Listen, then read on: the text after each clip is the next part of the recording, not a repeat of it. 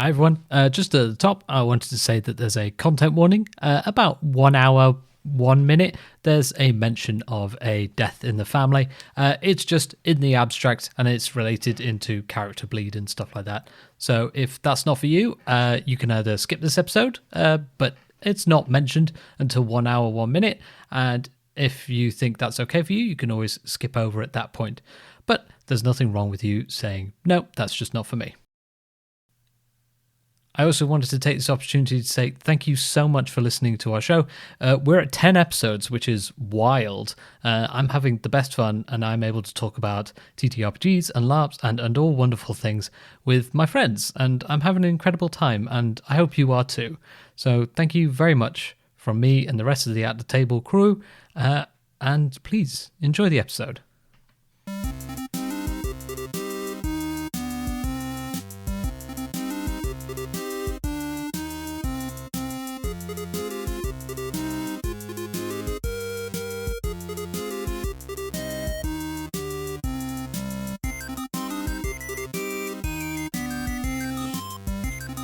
Hello, and thanks for tuning into At the Table. Tonight, as always, we have our incredible host, CJ. Hi, I'm CJ. And this is Jess. Hi, I'm Jess. I don't know why that came out so weird. I want everyone to know I waved at the camera. We'll get Sue Perkins on.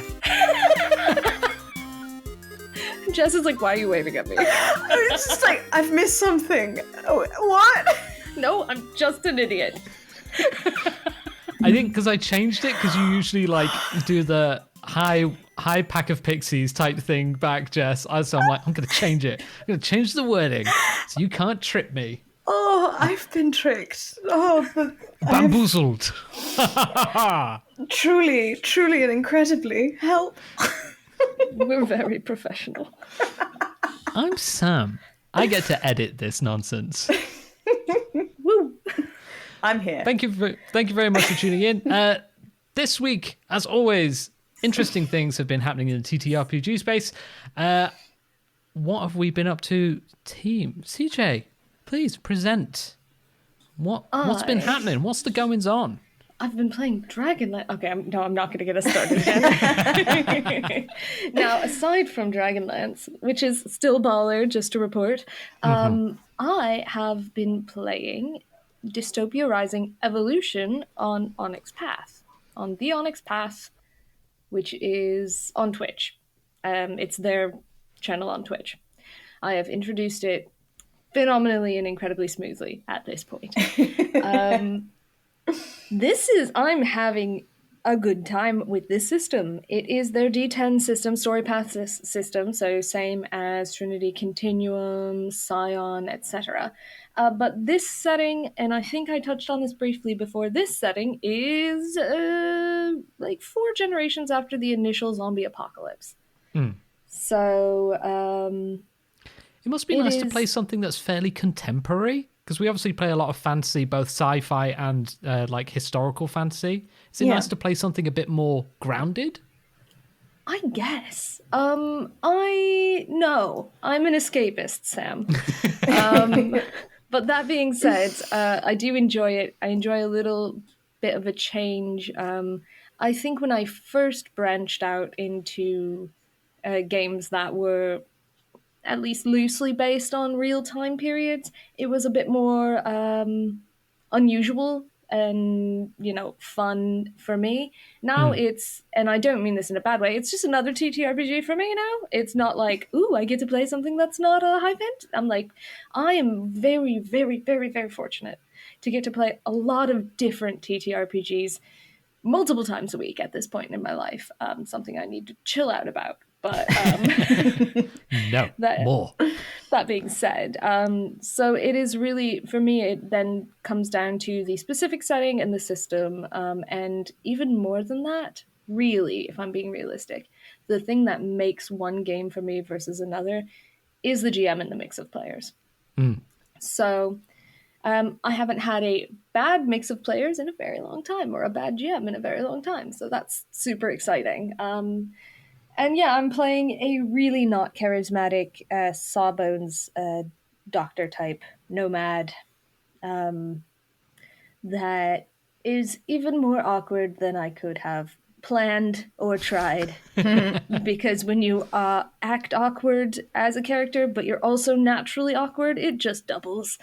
And it's great. You'd assume it would cancel out, but instead it just Nope, stacks. it gets Okay, cool. worse. Just to warn you, it does not get better in this circumstance. It gets worse. So there have been a lot of funny moments there, but overall I can just say I'm really enjoying the setting. I'm a big fan of zombie settings. I don't know what it is about them. I'll do a deep dive into my psyche at some point to find out, but not today. Sam, what have you been up to? I've been chronically doing Lancer stuff. I managed to find a little pot of money that I hadn't used yet, and so I was like, ooh. And I also noticed there was a Kickstarter ticking down. So Olive, who did Lancer Tactics, which is going to be a video game version of Lancer, that really slaps. It's just broken its final stretch goal of $150,000. So they're going to be working on that full time for a year. It's really good. It's been backed by Lancer. I also bought Lancer's introductory module, Solstice Reign. Reads really well, love it, very like Halo ODST vibes. And I also bought Frozen Crown by Laurie Connell. Sam from the future here. That is actually Stolen Crown by Laurie O'Connell, as in Sleeping Above a Stolen Crown. A 3-part adventure for Lancer set in the frozen wastes of the planet Spa. It's very good. I definitely recommend you check it out. It's in the show notes, by the way. Thanks. Bye. Which has like a little physical zine. So I haven't had any physical Lancer products, and I really wanted to read something with my hands that was Lancery. And so I got a little zine and some maps, and it's got a digital download. So I've just been doing that pretty much all week, just going like, please, someone let me talk about big robots. So yeah, that's kind of what I've been doing. Obviously, we've been playing Dragonlance. Listeners, we have gotten multiple Lancer messages in our Dragonlance chat. We've all enjoyed it. I just want you to know. Everyone's very eager to talk. I think another player was the one that brought it up with you first, if I remember correctly, in the chat. So I'd previously primed. Regularly.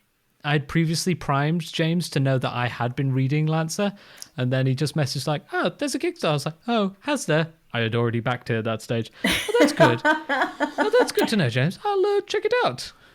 Let's have a little chat about Lancer then. Big robots and big feelings. Yeah. I don't think I'm half as excited as Sam, but I'm still excited. I've completely lost track of like where you guys are in the chat with regards to most of the Lancer stuff, so I'm just like, oh, they're talking about robots again. Cool. All right. Fine. Whatever. So valid. I just watch, mostly. I'm a Lancer spectator. Oh, you perfect. A voyeur. A Lancer voyeur. I you choked kids, over that word. Are you kids playing your Gundams again? Your Gundams? Listen, I love Gundam. Don't get me started. I think we should have a Lancer chat. No, I think we should definitely have any episode each where we just like completely nerd out about a particular system, and the other two are like, okay, you're fine, but we're gonna rein you in occasionally. The word I was going to use there was info dump, but nerd out is fine too. That's perfect. That is, yes, info dump's better. Yeah, I like that. I think an info dump session would actually be really fun and kind of funny, and it would just be a situation of if you're not into or curious about this subject, you might want to skip this episode. Can we do it like a H-Bomber Guy video where it's like, cool, everything you need to know about the thing I'm about to talk about is in the first 15 minutes. Don't look at the runtime, which is 4 hours. Don't look at that. Cool. If you want to leave now, bye. Okay, I think they're gone. Let's go. Listen, Tommy Tallarico is a liar. I'm in. Yeah. I'm in. This is the format that we live and breathe for, ladies and gentlemen, and everyone else in between and outside of there. Coming soon. Sam explains Lancer. So to cut myself off before I just keep talking about it, Jess, Hi. what's happening? What you doing?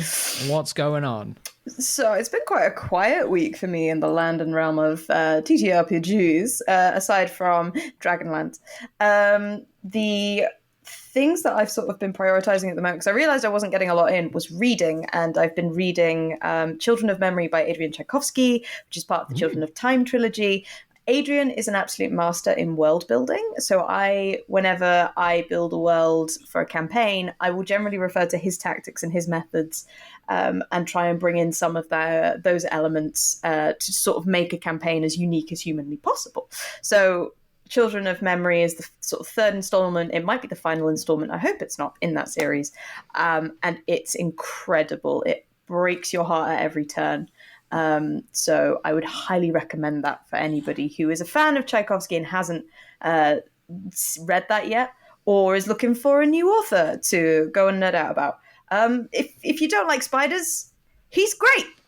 If you do, stay away. And then also my partner Paul has had a very, very busy TTRPG week and got invited down to the UK premiere. He got invited down.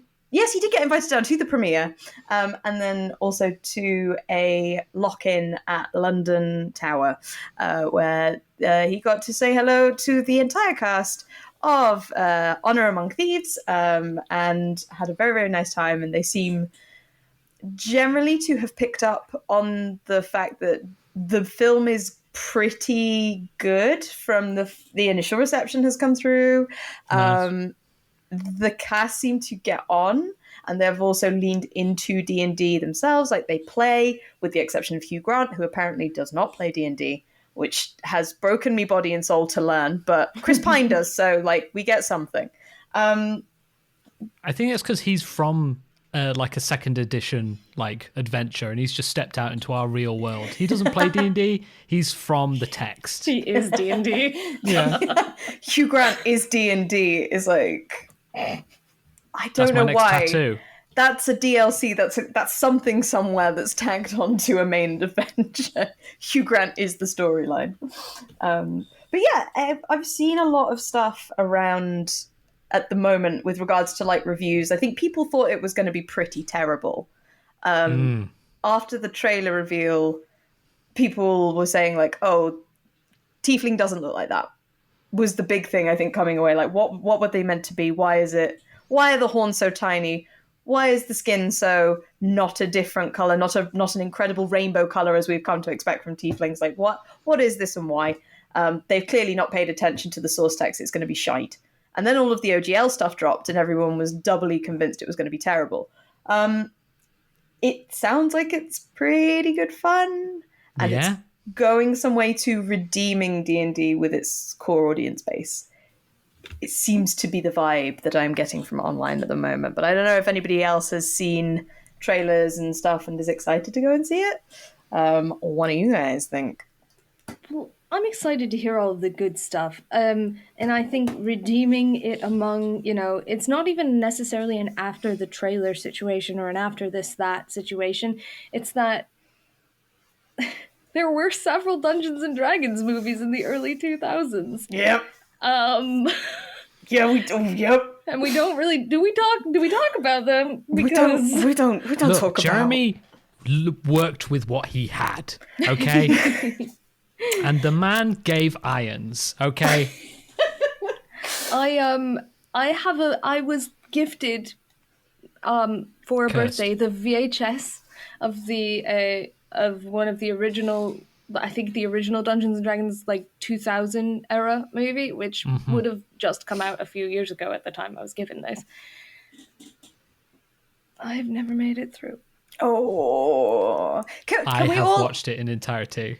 Oh, I was going to ask, has anybody made it through? Watch party. I mean, I've had it on in its entirety, but I cannot reasonably say I remember focusing on it for the entirety of the movie. So was that 12-year-old CJ with ADHD, or was that the quality of the movie? We'll never know.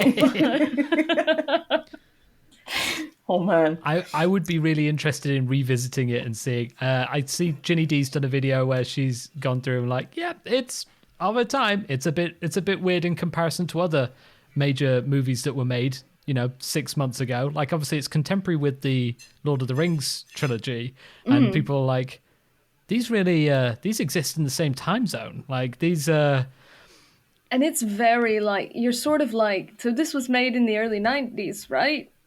Right? 2000s. No. Yep, 2000s. exactly. The first one was 2000, and then I think subsequent were like a couple years apart from that. And it just screams of Hasbro trying its best to figure out the thing it's bought. Because they only bought them in 99. So No way. Yeah. So the year after, they go, cool, we can license this to hell and back. Like, let's go. Yes, a film. It tanked. Try again. I Also would like you all to know that because I've just looked it up, the Dungeons and Dragons 2000 movie has a 10% on Rotten Tomatoes. Oh. It has a 20% audience score of 25,000 ratings. Holy shit. So it's not even like 5 people watched it and panned it. 25,000 people were like, this is garbo. God. It took Hasbro more than 20 years to realize it actually needs to get in touch with the key audience base first and then put out this, like, it needs to figure out what it's got and then put something out. I think my favorite discourse, and I didn't lay heavily on a side, I just enjoyed it, which is rare that I enjoy discourse. But my favorite discourse was, this is really goofy, it should be this stupid, and everyone being like, have you played Dungeons and Dragons? My guy. Sir. And I think that was my favorite moment in the leading up to this movie being released, was that discourse specifically. My greatest hope for this film that I am seeing in less than 24 hours. I'm so excited. And my greatest hope is that it's going to be like Game of Thrones mixed with Fast and Furious. And I hope this above all else. Look, they've got Auntie Donna in it. Like, they know what they're doing. They've figured it out. I want to say they've gotten something in here that's going to work, and I'm very excited. Paul, who has just come in the room, was raving about it and said it was really good fun, and is hoping that we will figure out, or we will be able to bond over bits and have the same opinions about certain things. And apparently there's one thing that everyone's picked up on so far, and now I'm going to be looking out for that. Just watching it hawk-eyed, like, what's the thing? What's the thing? What's the thing? Hey, did you like the movie? I can't remember. I was trying to find a thing. Trying to find the fucking thing. That's how my brain works. So I'm not going to enjoy tomorrow now. I'm going to be looking for this thing. I had 2 points. A lot of people were doing the discussion and takedown, like, well, it's not accurate too. The druids wild shaping into an owlbear. I'm like, wow, I now know that I never want to play a game with you. You do not sound fun. Druids are hard enough as it is. Let druids have fun, okay? They are like more difficult than wizards for no apparent reason. Like, just a big neon sign over this person's head that says, I do not believe in rule of cool. Yeah, exactly. And then, like, there was a lot of people saying, the OGL's just happened. Has no one remembered what's just happened? I'm like, yeah. And they've walked back some stuff. But also, I want to go see a fun movie about D&D. I want to be, like, we're in the golden age of, like, geekdom and nerddom. I'm going to watch the movie because I want to see the thing that I love doing celebrated on the big screen. And I just don't care. I want it to be dumb and fun. Like, the big red dragon's called Demmen-Sewell. Like, come on, we're not... I know. I'm actually, I don't like count my chickens before they hatch, but I'm like, you know what? I think I'm going to go see the movie, which was a big step for me. And I'm like, you know what? I think I'm going to actually enjoy it. Yeah. Just going to take it step by step. I can't get over Demmen-Sewell. I love him. He's a big chunky boy. I relate. I'm Googling like he's doing now. He's a big chunky boy who's causing a lot of mischief. He's just a silly boy, you know? Oh, he's a silly boy who's just in a big body. Right. I require this. A big chunky, like, Hajikal, like, stuffed IKEA pillow. Oh Lord, he come in dragon. is something Yeah. I think every campaign needs. A heckin' chonker. A heckin' chonker. He's just a big boy. I love him. If I saw a dog that was the exact proportions of that dragon, I'm like, here he come. Who's a good boy? Yep. And if we've learned anything from our experiences in D&D, dragons can also be good boys. They can be very good boys. Such good boys. So this leads us very seamlessly, and in the it's not seamless at all. We're completely changing track. Time to Jarring. 180 to a much more serious topic. Let's go. Let's do it. Oh, so this week, all words have exited my head pretty much immediately. We're Sam, going to talk about bleed, right, Sam? that's it. Yes, thank you. Thank you very much. Good Lord. So I saw a lot on Twitter a couple of weeks ago. This is not contemporary discussions. It's something we thought about discussing just after we released the last podcast. And there was a lot in Twitter talk about bleed, which is a term that I'm familiar with from the LARP scene. And the way it was used on Twitter was in a very interesting way. And I was trying to figure out what had happened. So we thought we'd talk about bleed, which I've got a definition from Nordic LARP wiki, because I feel like it can be very different things for different people, because this is people who usually don't have scientific or psychological background trying to emulate how feelings are. So from the Nordic LARP wiki, people often refer to bleed in when it's a player's emotional state that affects a character. So you've brought something to the table. For example, a scared player may lead to a character that is jumpy, nervous, or overly cautious. Bleed out is referred to bleed in the other direction. Here it is that the character's inner state affects the player. So a character who is in love with another character may bleed out into a player feeling affectionate towards another character and or their player. So those are two definitions of bleed, because I think people were using bleed and people were getting cross-purposed about like, oh, do you mean bleed? And it was used a lot in conjunction with a lot of discussion of actual play. And I think it must have been to do with Critical Role, which I haven't been keeping up with, unfortunately. But people were saying like the actual play has a responsibility of bleed, but I wanted to talk about bleed at your table and what that means, because we brought it up in the chat and we were like, oh, we've all felt this in very varying degrees. I will say the terms bleed in and bleed out are new to me starting on this research we've done. I've always just heard bleed. Yeah, me too. And it is just kind of a umbrella term for you and your character's emotions getting kind of enmeshed. Sometimes in an okay way, sometimes in a maladaptive way. So I'm very... Yeah, I hadn't heard the term bleed before because I maybe it's because I don't LARP, but it's never been a term applied to the table. And then when we were discussing it, I was like, oh, yeah, no, I get these feelings all the time. Doesn't everyone? Like, what is this? So yeah, no, it's nice to know it has a terminology within game, but with a psychological background as well, and that I have a degree in psychology. I know a little bit about how we would process this in behavioral and psychological terms. So there's that as well. But yeah, it's going through some of the stuff that like the Nordic Wiki and other articles that people have put together of their own experiences as well. It's been really interesting to read through. And it's really eye-opening. There are some, like, I didn't realize how serious it could get, but there were some accounts on there of like people having like marriages destroyed because of bleeding game. And it never crossed my mind actually that it could get that serious. So well, and I think from your background in psychology and I'm a little more sociology, but we intersect in areas. Yeah. I think that one of the key things to keep in mind as a person who is playing a different role, and so I will talk a little bit more about this later, I'm sure, but it's not just LARP or TTRPGs, actors experience this as well.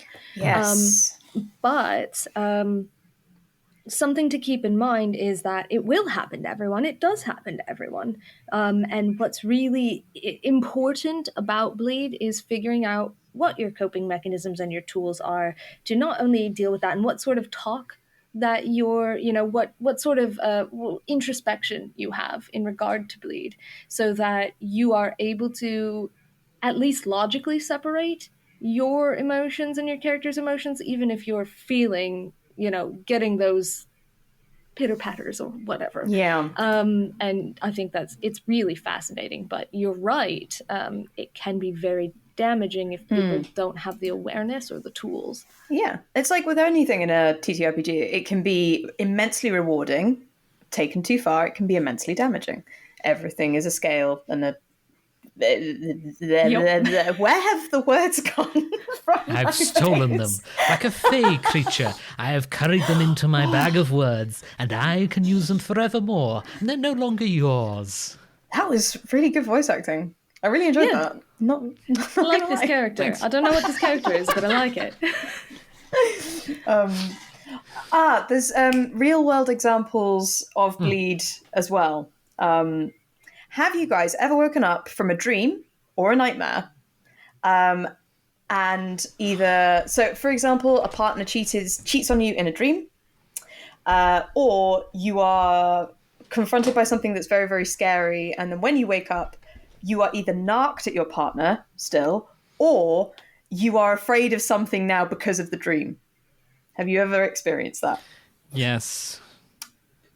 I'm not as much. I just get in like an overall bad mood, which is still bleed. That's still bleed. Yeah, it's still bleed. I don't get as specific. I think I compartmentalize well, but I'm still like, I'm in a bad mood. Why? Because somebody said something shitty to me while I was asleep in my dream. That's Sam, it. you sounded like you maybe had a story. Oh. Specifically for dreams, I was very happy because my partner and I went halves on a Rodecaster as like a soundboard thing. It's very expensive. It's now broken. And in my dream, I managed to fix it. And I woke up and I was very happy. And I was like, oh, that's really easy to fix. And then I was like, no, that's not how that works. That was a dream. And I was like, shit. Yeah.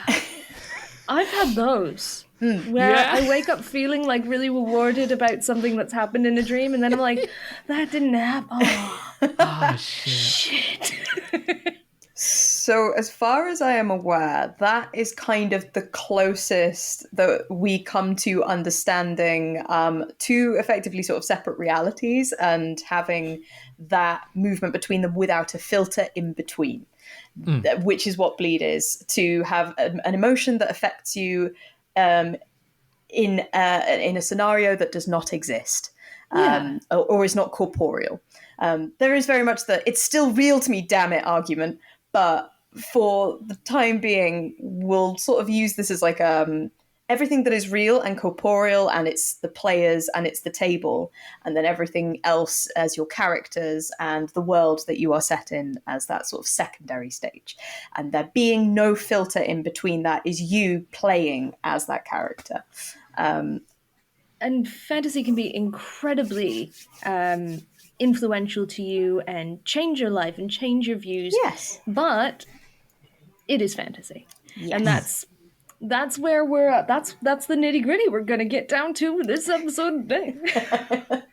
I've been doing a bit of research. I've been filtering through a lot of our LARP kind of communities. I've been going on some messaging boards. I've been going on some like articles about this kind of thing because it is kind of underrepresented in the discussion, and I think it's lesser used. I will highlight at this point, which is about halfway down through our notes. I was flicking through. I also bought the Help Trans Rights in Florida bundle, which is 500 RPGs. So I flicked through as many of those as I could to try and get bleed mechanics. I didn't get far. So there's stuff in Thirsty Sword Lesbians, which talks about, hey, if you're feeling feelings and they're too strong for this table, or you don't think, you can use the mechanics in supplement. You can use... They're like, a lot of this is like heavy role play, and if you're like, oh, this is a romantic scene or an antagonistic scene, and if you're not feeling it, or it just becomes too real, or the bleed doesn't match up, they say, we've got mechanics for that. It's literally a TTRPG. Roll some dice at the thing, and it will happen for you. See how it goes. Yeah. Nice. See how it goes. I like that. Good Society, Chapter 2, part of the collaboration. So a lot of the groundwork that happens is much like a Session 0, you're going to be drawing lines and boundaries as the first thing you're doing, especially with Good Society, which is meant to be like a Regency era, Jane Austen like role-playing game. There's going to be a lot of feelings. There's going to be confessions of love. There's going to be confessions of hate and things. So you're really going to be involving a lot of your emotions. So the bleed is gonna happen, but you write boundaries and lines for stuff. So if you say, okay, mine's a non-romantic character, don't do There's your romance to boundary. me. Yeah. Because like either if you can't handle that bleed or you just don't want to, that's fine, and that's always fine at every single table. There's a bit of so it's kind of under talked about. I think it's hopefully people try and talk about it in their safety tools, but it's not quite the same thing. So in TTRPGs and LARPing, there are this. Actually, LARPing was one I wanted to get to because that's I would argue closer to acting, physically, because you are in the getup, you are in that state, you are moving as your character, you are more closely fitted to your character, I would say. And what's more, just to interject, it's almost entirely improv. So you're going off the cuff as well. So you are kind of falling back and relying on your own, maybe not your reactions necessarily, but maybe. Yeah. The physicality that you are presenting as both technically, I guess, as both yourself and this character. From your guys' experiences having LARPed and roleplayed as two separate things, do you find bleed is stronger in LARP or stronger in TTRPGs? I'm going to let you go first, Sam, because I feel like I'm going to get off on a tangent. I'm happy for a tangent, but I will start. Yeah, it's super. I think it can be super. It can be as strong as you're putting in. I have felt it strongest at LARPs. I once played a bad guy with a group of friends who I was previously playing a nice guy with, and then I felt really upset and my feelings were really hurt because I didn't properly put in the boundaries and I didn't set up establish how this was going to work, and so I had a really terrible time. So I experienced quite a lot of harsh bleed out of that character into my personal life. And then I managed to sit around and talk to him, and it was fine. But yeah, so that's kind of like some of my background into that kind of experience. As an aside, a lot of people in LARP, especially, because I think there are less boundaries, and it's your responsibility to set those boundaries. Which first you have to know about the boundaries and know how to do that for yourself, and so on. Which is, only briefly covered in most LARP workshops. So. I have found that routinely and regularly, people struggle to play bad guys. You are nowhere near alone in that situation, Sam. I mean, everyone has different LARP bleed, regardless of what. But bad guys, I have seen, and this is not a negative thing, it's an observation, but I've seen person after person fall mid-LARP. Just, I can't do this anymore, I have to change my character. Yeah. And the problem is, this is not their fault and not a bad thing. It's really good that they've realized that. But oftentimes, depending on the LARP, you only have room for so many bad guys. And so if somebody who's playing a bad guy mid-LARP goes, I can't do this, I'm outie, then suddenly a large group of people doesn't have an antagonist. Yeah. So it is better for you to take care of yourself. A LARP company that I really respect in America, one of their mottos is people are more important than LARPs. And they make you say that multiple times every pre-LARP workshop. And I think it has set a really important precedent for that specific community. But so the first and foremost, are you okay? Is everyone okay? Yeah. Now, if we're talking about story and stuff, there's always ways to make up for it and fix it, so it's not a problem. But it definitely does have a sudden shift for everyone, including the person who realized they need to shift their character. And that can be a lot of work then subsequently to be like, okay, either can I redeem this character or can I get some out-of-character time with the people who play closest with me to tell them, hey, I just need you to treat me like I've always been this way because I just can't do this anymore. And it's always either is okay, but it is just a lot of work. Yeah. And a lot of in the moment work. So I don't tell people not to do it because it can be really fun and really rewarding when you set the boundaries and when people are also approaching you with respect to your boundaries is another thing. But it can be really rewarding to be a bad guy. But it's got to be done, especially with that deep, you are there in person, as you've said, in costume, improving this whole thing. That's one of the most personal you can get, because even as an actor, we have a script. Yeah. I actually resonate with that. I've realized, because when we did D&D in the castle, I NPC'd as one of the antagonists for Guy Sklander's campaign. And I realized that now, and I'm like, oh god, yeah, no, actually thinking about it, I changed my behavior because of the way Jess, the player, felt to the character. I had no problem being the bad guy. Like, yeah, I'll come in, I'll fuck shit up, I'll leave. This is going to be great. Got all dressed up, pirate style. Nice. Stormed in, and oh god, like I went to the table, and their faces lit up, and they were so happy I was there. And then I was like, oh, if I hurt any of you, I'm going to crumble into dust. Like, I can't be the bad guy. No. And so I realized, like, I was doing everything in my power to give them the chance to escape. And I can see, and I could probably, Guy probably knew that as well as he was watching me. Like, she was a Hexblade warlock. She could have pulled out a weapon at any point and gone ham, and she didn't. And she was very much actively just not hurting them. I wish I wish I hadn't, or I wish I had done. I wish I kind of had given her more of that edge. But Jess, the player, was so happy to be smiled at by 5 people who were there having the nicest time. And I was like, the idea of taking one of these people away from their party right now fills me with dread. Skylar Scala retreats, but it's not cowardice.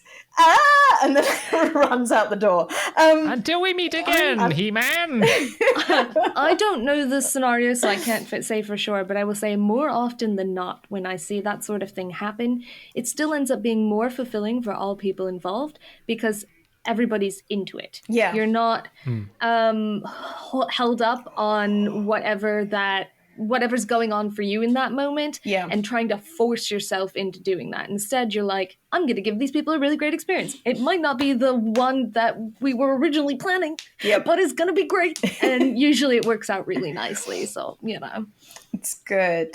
There was, I remember, I think as well, from, oh no, I am misremembering something entirely. That is also something that happens with bleed, is that emotions can impact memory.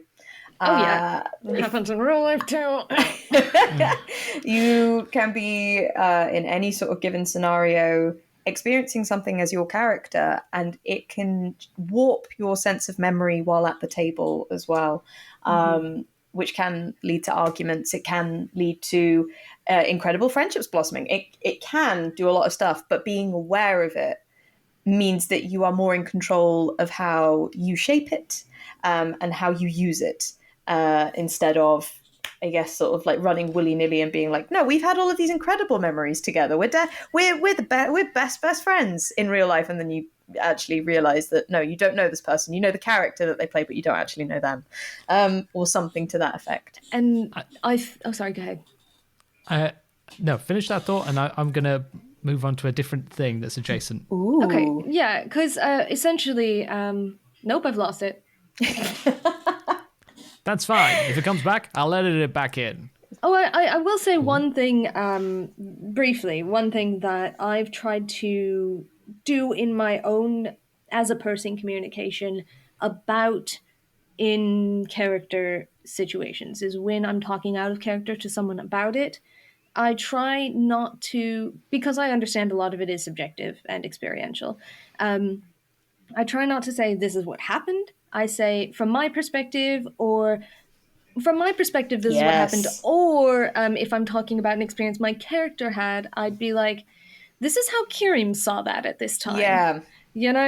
Or Kieran said this, and if you want some back context, he said it because he thought he was getting this point across, or he thought, and it's your choice how your character receives that. But if you want them to have gotten the correct context, this is, or the meant context, this is the intended context from the character. Yeah. So I'm very careful. It's that very basic, I feel, rather than this happened. But I've kind of taken that a step further, just because in the different times I've had, I have only a few times, and I don't have an example, only a few times have someone said something that happened at the table that I went, what?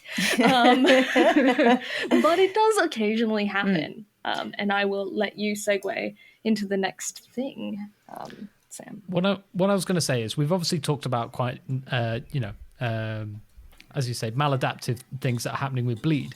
But bleed is a not necessary. It's a byproduct of something you're doing when you're engaging with the art, because it is an art. Effectively, we are performing art here.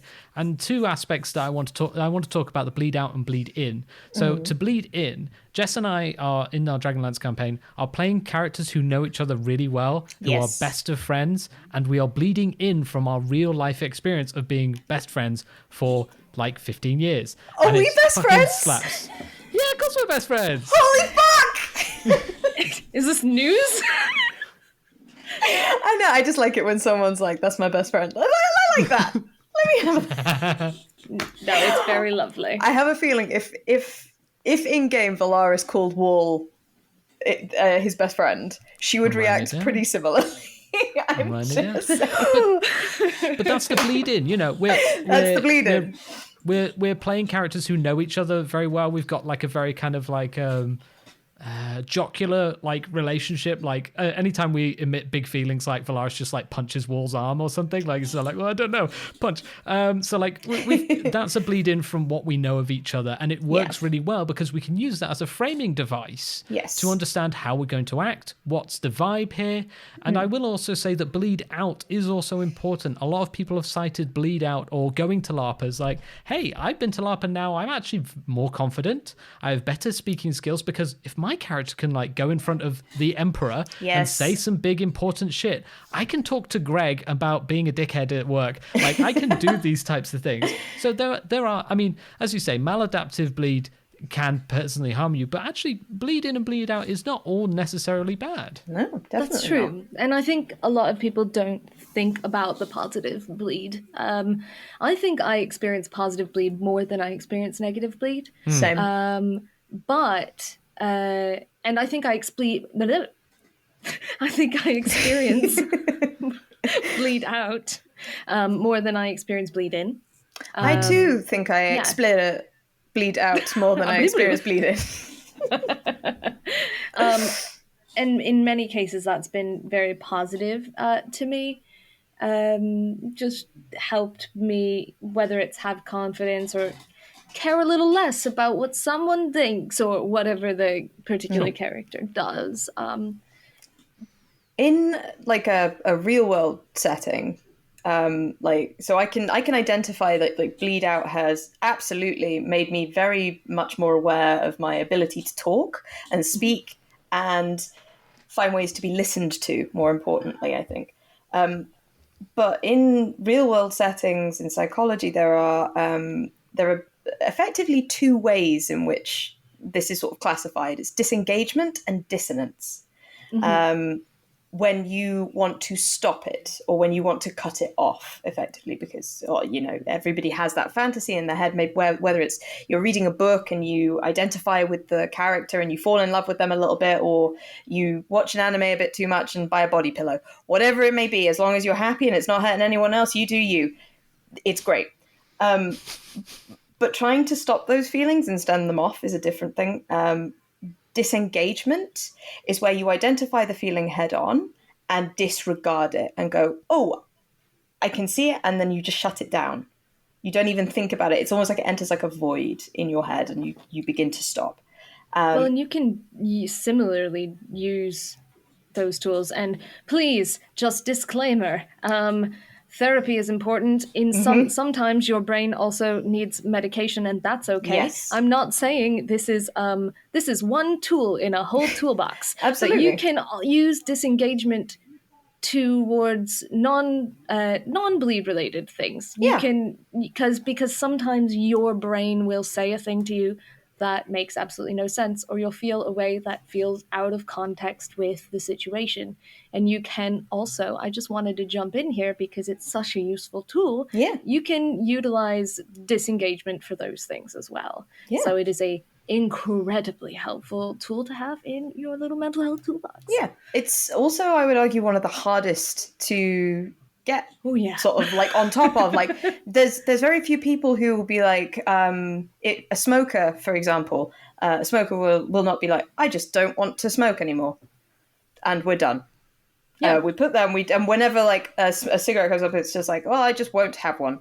There's a very, very rare kinds of people, and if they're out there and they're listening and have any tips and tricks as to how to achieve that, please, for the love of God, come forward and tell me. I will also say it's situational as well, without getting too far off onto this, tangent, because I did have a point in my life where I was feeling very depressed and thinking a lot of negative thoughts, and I literally, and I hate it when people pretty much insinuate you can do this, I literally woke up one day and went, I need to stop. And I stopped. However, I have also had times in my life where I went, wow, I need to stop. And I remember a time where I did that successfully. Why isn't this working? Yeah. It's not a foolproof thing. Like nothing in life is. But if in a TTRPG space, LARP space, you are getting these feelings of bleed and they are not serving you, they are not helping you to fulfill your fantasy, then disengagement is a tool. What about dissonance, Jess? Dissonance is where you hold one belief and your actions contradict it completely. And again, the example that we're given at university is a smoker that knows that it's bad for them and they continue to smoke, which is what most people have. Dissonance is that sort of constant knowledge and the inaction to be able to counteract the action itself. Dissonance is not helpful. Dissonance sits at the back of your head and dissonance feeds guilt. If you are feeling dissonance to an action or a bleed action in particular in TTRPG, it really should be addressed. That's something that you should probably bring forward and talk to people about. And you go, I know I acted like this, but I'm feeling like this. Can I talk to the group about it? Because my belief as a character does not align to my actions as a person or the way that I am playing. And this is causing friction and issues. That dissonance is not, it's a tool, but it's not helpful, usually. Cognitive dissonance, to give it its full sort of name, generally. I would say cognitive dissonance is not a tool, but it's a flag. Yeah. And I think it's I would say that 9 times out of 10, I might be overestimating, but 9 times out of 10, it's probably going to be your first warning sign. Yes.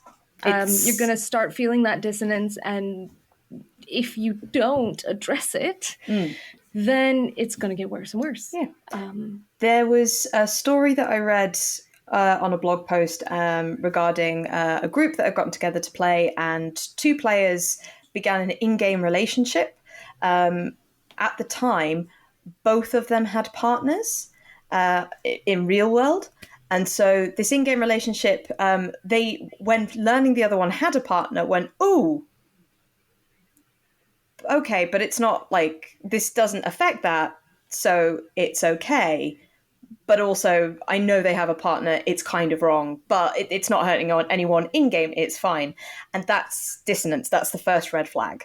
So that bleed, again, sort of knowing that there are perhaps feelings going on in-game when you have somebody who might be hurt by that on the outside, is, if you're not communicating it, especially with them or outside of the group, then that's dissonance, that's harmful, and that's when you need to begin to address the bleed itself.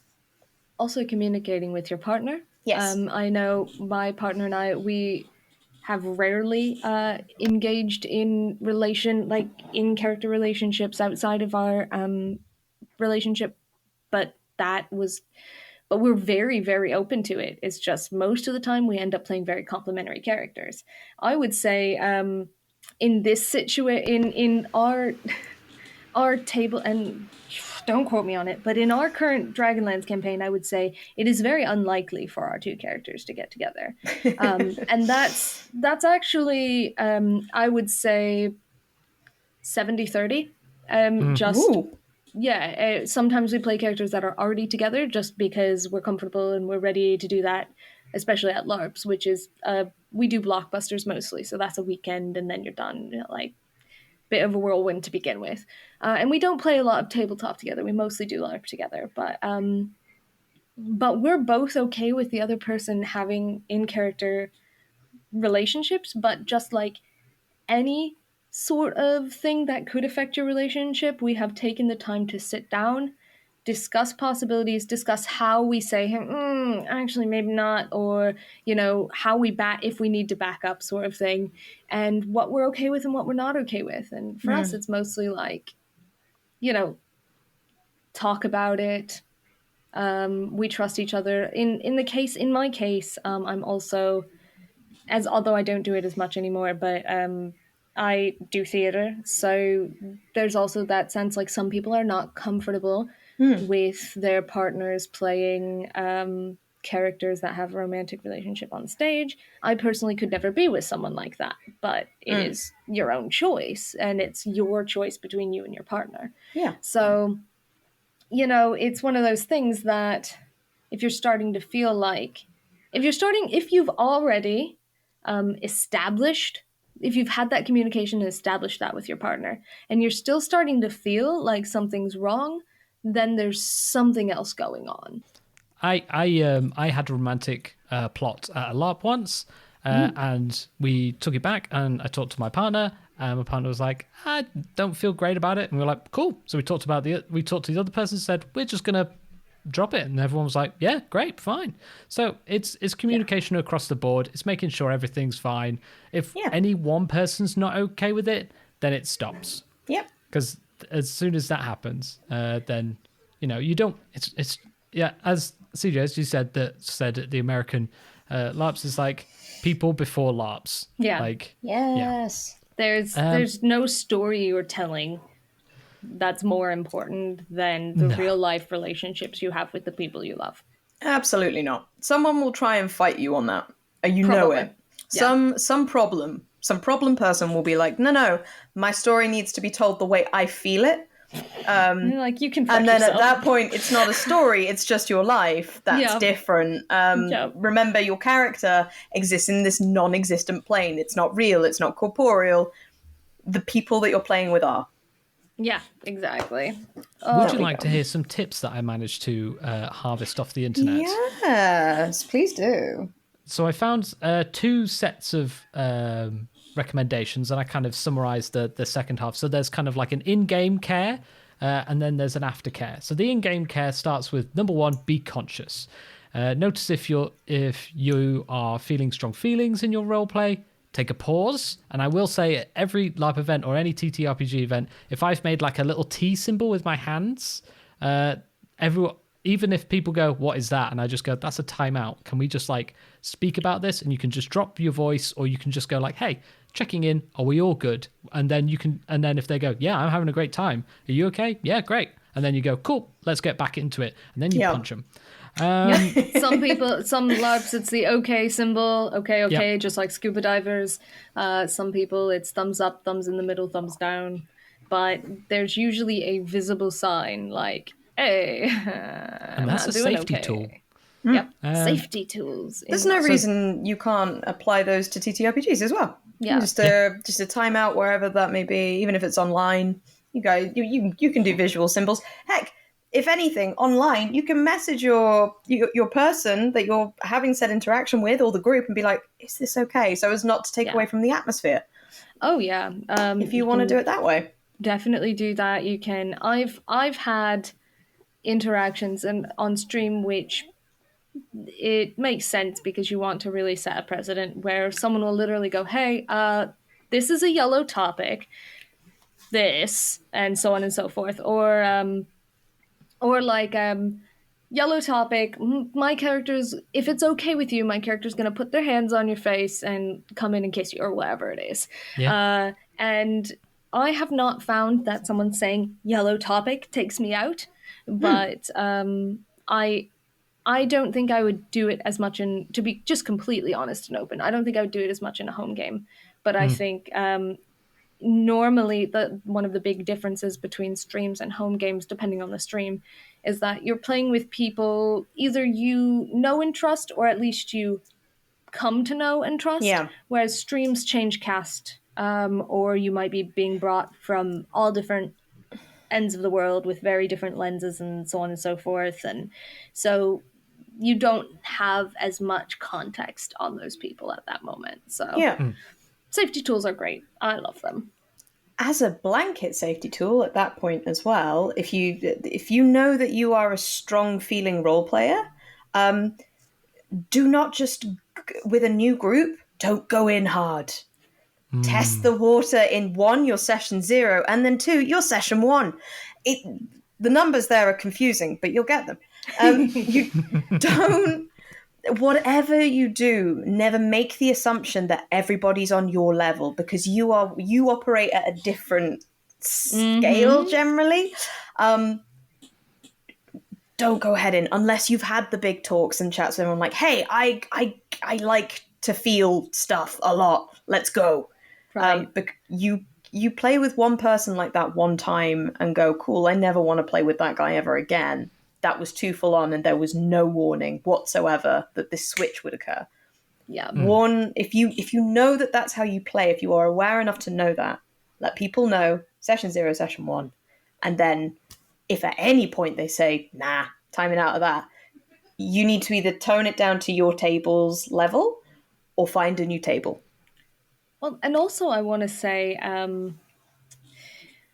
we touched on this many, many episodes ago. We talked a little bit about some of our experiences that were not so good.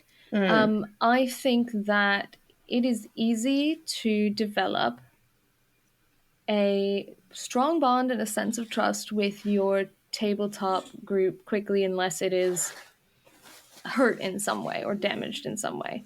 The problem is if you're not communicating, which I've found recent groups I've been with do reasonably well at communication, so I don't have this concern. Yeah. But if you're not communicating, but you have that deep trust and bond really quick with people, then you're going to be vulnerable in ways that leave you open to not only hurting other people, but being hurt. Yeah. And that did for sure happen with one group I had, where there were a lot of people who implicitly trusted each other. And some of those people were readily communicating, but in other cases, there were people that were in this group as well that were not communicative, difficult, and causing some of this pain and dissonance and so on. And also, at least one case of someone who was going through some stuff and maybe playing through it too much as their character without having that introspection. So it became a really emotionally messy situation. Yikes. Because there was a lot of trust and a lot of openness, but not the necessary communication to pair with that. Yeah. So That, and some of the mechanics and things that we've discussed are very cooperative. We're asking for timeouts, but at all times, especially in LARPs, especially in TTRPGs, or in any situation, if you're uncomfortable and it doesn't work, just leave. Yes. And I know that puts a lot of onus on the person who's undergoing a lot of the strong emotions, but you can always leave any situation. And honestly, that's sometimes the best thing to do. And sometimes just practice that, just leave a scene that's not comfortable for you. I've done it at LARPs where there's some subject matter that's really triggering for me. I've let the people get on who are fully who've fully put their own boundaries in. I came in kind of adjacent to it, and it really harshed me. So I just left, and then I communicated with them and said, that was too much for me. I hope you guys had a wonderful time, but it's okay. I just left, and it was fine. I was fine. Nice. They weren't mad at me. Yeah, there's lots of different steps you can take, and it really just boils down to what you're feeling you should do and can handle at the time. Yeah. Absolutely. So. What I are think that? Oh, was that all of them?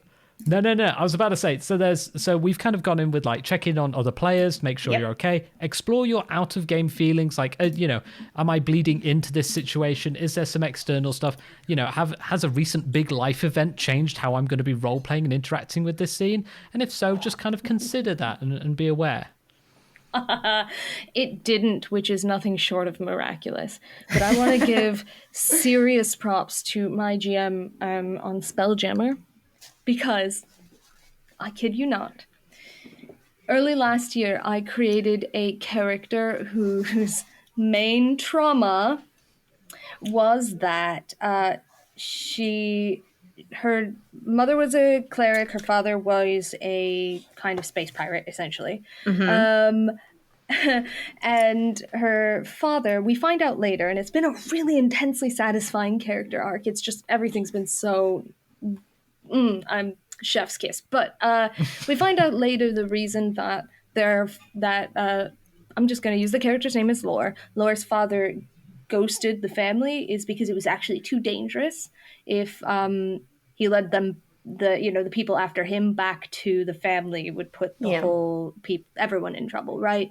But Lore didn't know this growing up, and Lore pretty much like handled a lot of the family stuff alone, and then their mom got sick, and then she died. Oh, fuck. Well, for those of you who are listening who don't know me personally, my mother died in December. I've played like orphans before that are just like, that D&D orphan trope that are just like, I don't have parents, and it's not a thing. But I decided I'm going to play a character whose primary trauma that informs all of their choices was that they couldn't save their mom, that they wrote a letter to their dad begging him to find a solution to save her, and he never responded. And that they took this all like on their thing. They had a big thing about trying to protect everyone and save everyone because they couldn't save their mom. And my GM came to me and was like, hey, I just want to let you know that anything we need to change, we can. I was like, I'm going to take a couple days to sit on this, but I'm feeling that I compartmentalize okay and that this will be rewarding for me, but I want to think about it. Yeah. And then came back just to reaffirm, and I was like, okay, I really like this arc, that I feel that I have been able to separate myself from Lore pretty well. There are a lot of ways in which we differ. And I have noticed when I feel the feeling, I've immediately been able to be like, this is a Lore feeling. And we'll put it in this little box, and we'll leave the lid open. But we'll just Lore feeling, doing a Lore thing. Yeah. And I said, but I promise, I'm taking this on myself now because you've done a lot of work, and I appreciate this. I promise, if that changes, I'll let you know. But holy cow! Yeah. Going through a thing. Yes. And it would be so easy if I was a method actor. And I don't think we're going to have too much time talking about to talk about the theater side of Bleed. But if I was a method actor, it would have been really easy to be like, oh, do you know how I could get a really good scene out of this if I think really hard about how my mom just died? No. Stop. So it's really wild when something like that happens, and that's a very extreme case, obviously, and because I have the tool, I can't imagine how I would have handled that 5-6 years ago, whatever. I can't imagine, but because I have those tools now, it was a pretty painless process. That's real good. Oh my God. Not to like drop a bombshell, but like, I mean, when it comes to giving or like advice about what is arguably one of the toughest experiences that you can experience, and then also role playing it at the same time. Yeah, no, you've topped it. I can't beat it. I don't think anyone can. I will say that I will very briefly touch on theater in that there's many, many different types of acting theories. And the one I was brought up in was one pioneered primarily by a woman named Uta Hagen. And one of the keys is not to become the character and feel the feelings, but rather in order to represent a feeling, you might have to think of something else, or you might have to draw from somewhere else. It's not as scary as method acting, in my opinion, but it still can be difficult if you do not learn those boundaries and those safety tools. Yeah. So basically, instead of being like, all right, I'm playing Fantine from Les Miserables, but I'm a method actor, so I am going to live my next blank amount of time as Fantine. I'm going to feel the feelings of dying from syphilis, etc. That's method acting. It gets a bad rap, probably for good reason, because not enough people have the safety tools and the boundaries. Yeah, we've all heard the crazy stories of actors who have gone so far off the rails, like they're leaving dead rats in their co-stars' rooms and demanding that people beat them on the back with a horse riding crop or something just to get in the zone. Like, no, that's unhealthy and unhelpful to not only you, but everyone else around you as well.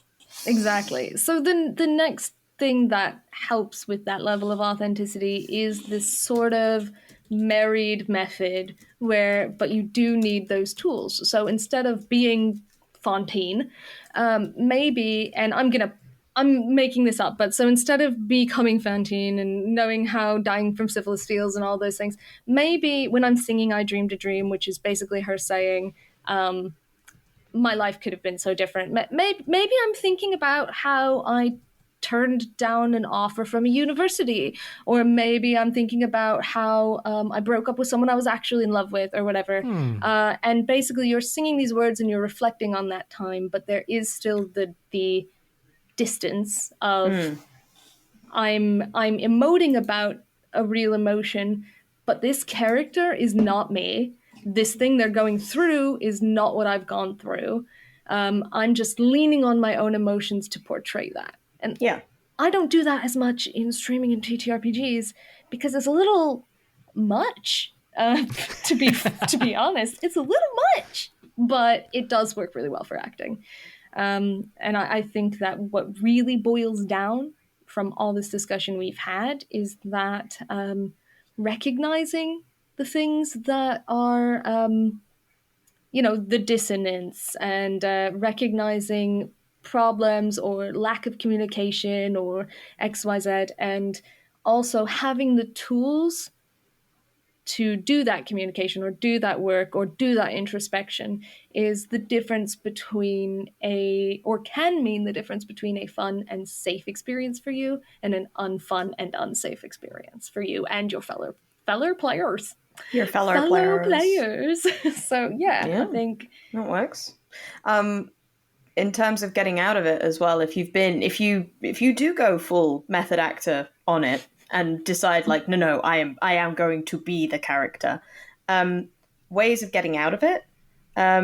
Talking to someone who is outside of your game about what's happening in game and how you are feeling as two separate entities.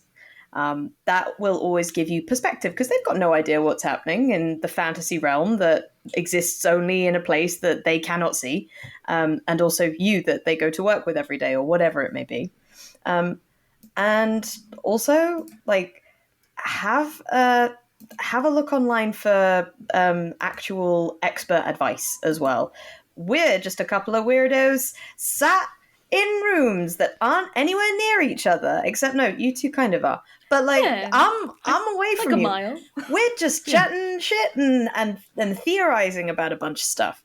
We are not the experts, but there are plenty of experts out there who have really good, really in-depth resources that you can access, most of them for free.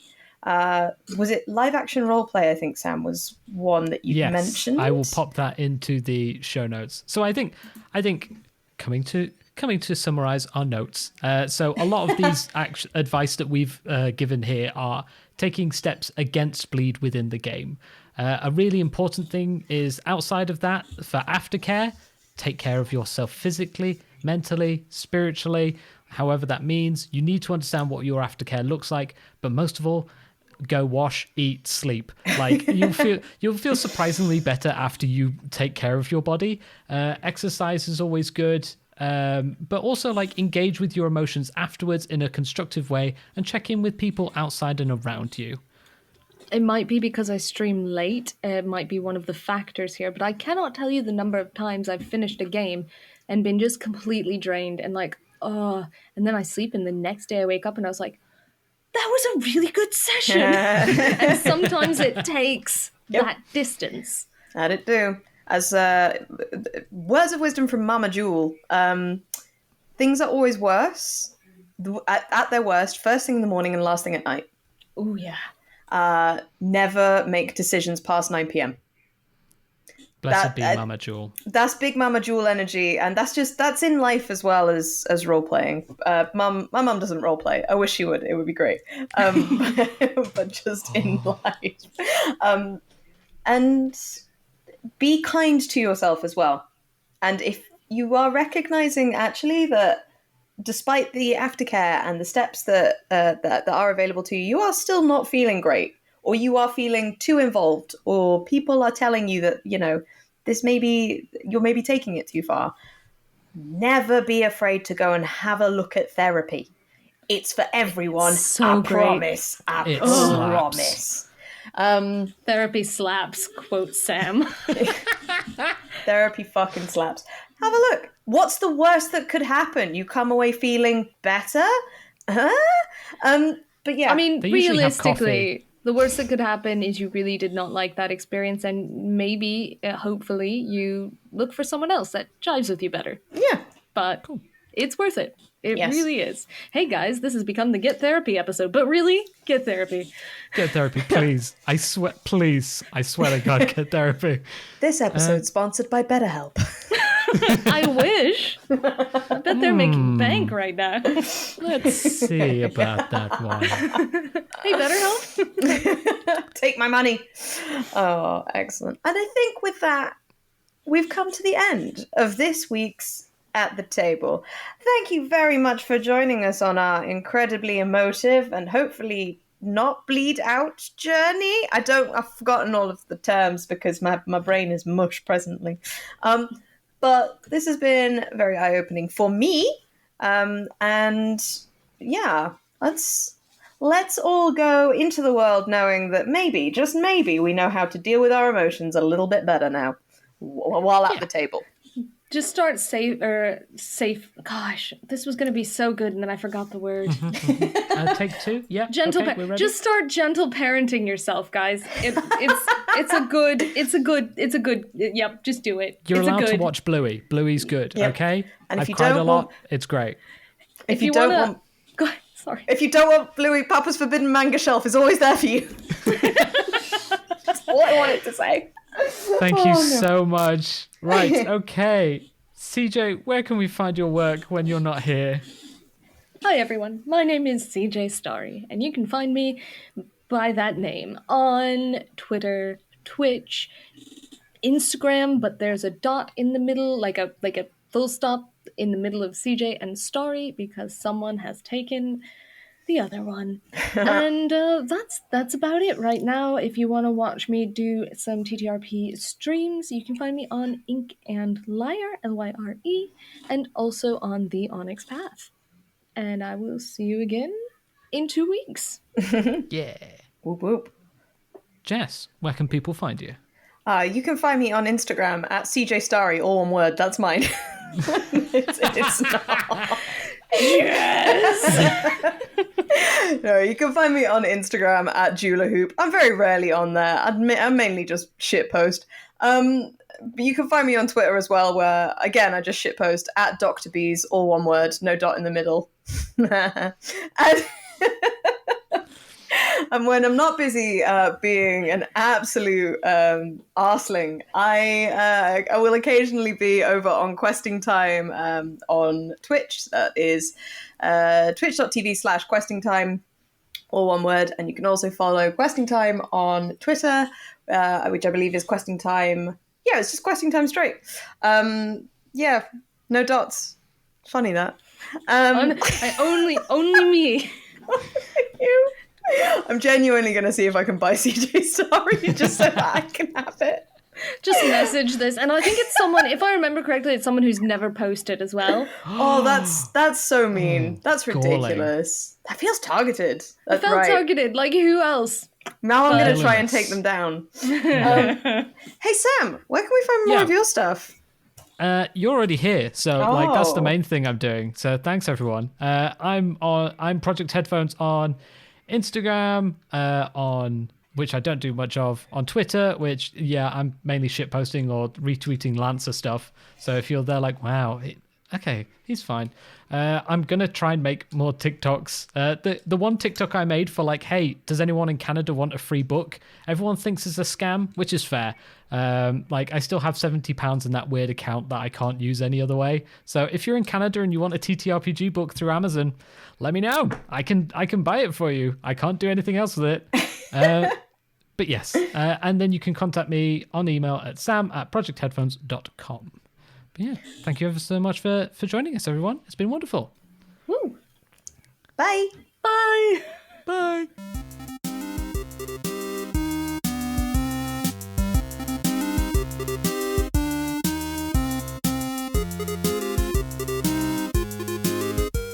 Thank you for listening to our show. At the Table has been a Project Headphones production. You can see more of our work over at projectheadphones.com. To get in contact with the show, please email atthetable@projectheadphones.com, and please remember to rate, review and share amongst your friends. It's the best way we can get the show out there and do bigger things.